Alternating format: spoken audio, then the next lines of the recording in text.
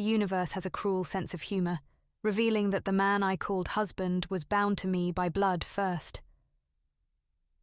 In this final chapter, I, Emily, confront the staggering aftermath of a love that must now transform under the unforgiving light of truth.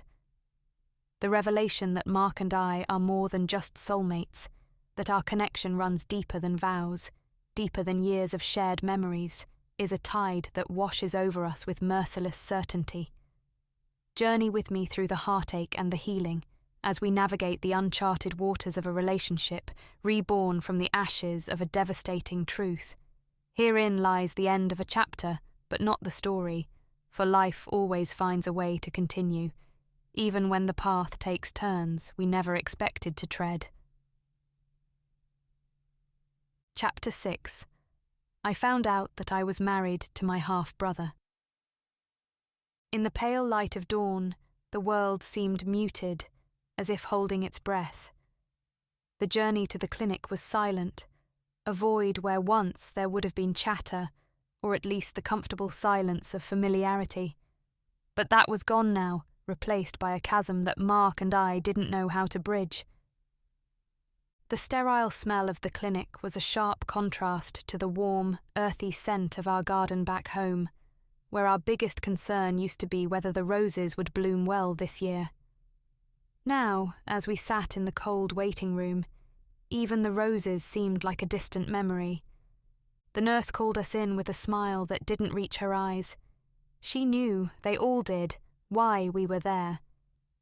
In a village like ours, news travels faster than the wind. A DNA test. A confirmation of a shared parentage that was too horrific to contemplate. We didn't speak as they took our samples.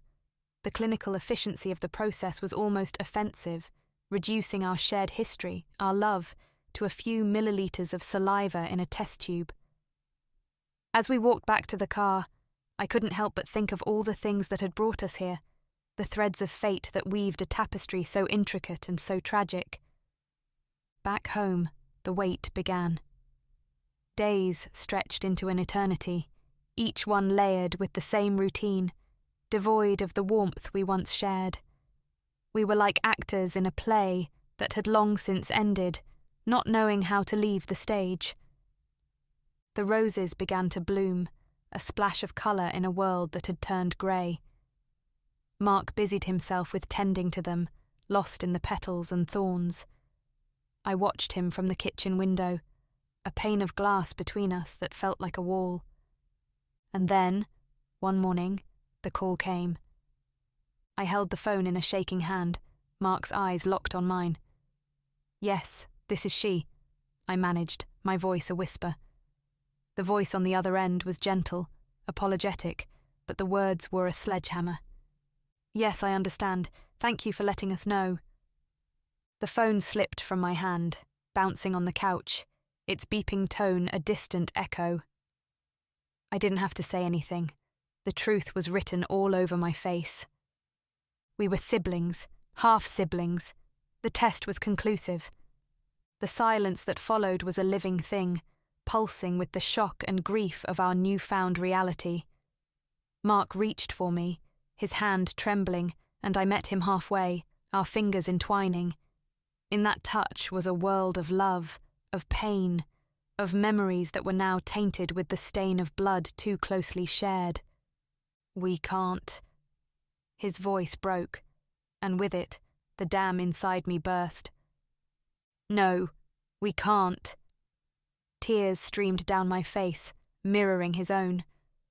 "What do we do now, Mark? Where do we go from here?" He pulled me into his arms, the embrace of a brother, the comfort of a husband, all rolled into one. We clung to each other, adrift in a sea of loss and confusion. The days that followed were a blur.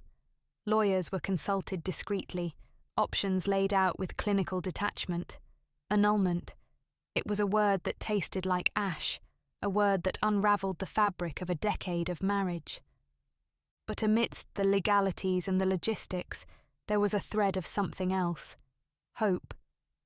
Not for us as husband and wife, that was a dream that had died with the ringing of a phone. but hope for us as people, as family.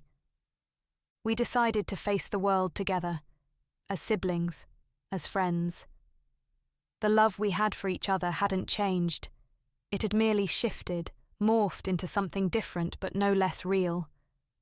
The decision to part was mutual, a bittersweet resolution to a story that had started with such promise.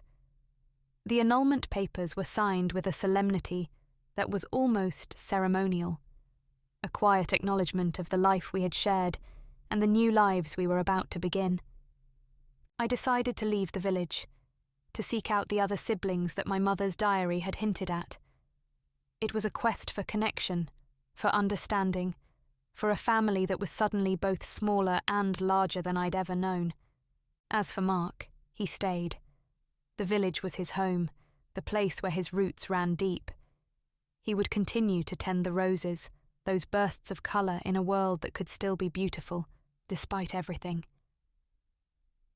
On the day I left, we stood in the driveway, the car packed with a life condensed into boxes and suitcases. Mark handed me a single rose, a deep crimson that matched the colour of our shared bloodline. "Goodbye, Em," he said, his voice steady. "Goodbye, Mark." I took the rose, the thorns biting into my skin, a poignant reminder of the pain that comes with love. As I drove away, I looked back in the rearview mirror to see him standing there, a solitary figure among the blooms. Our story was over, but new chapters were waiting to be written for both of us. And as the village faded into the distance, the open road ahead whispered of beginnings. Beginnings that came not with the heat of passion, but with the quiet strength of acceptance. And perhaps that was the greatest love story of all.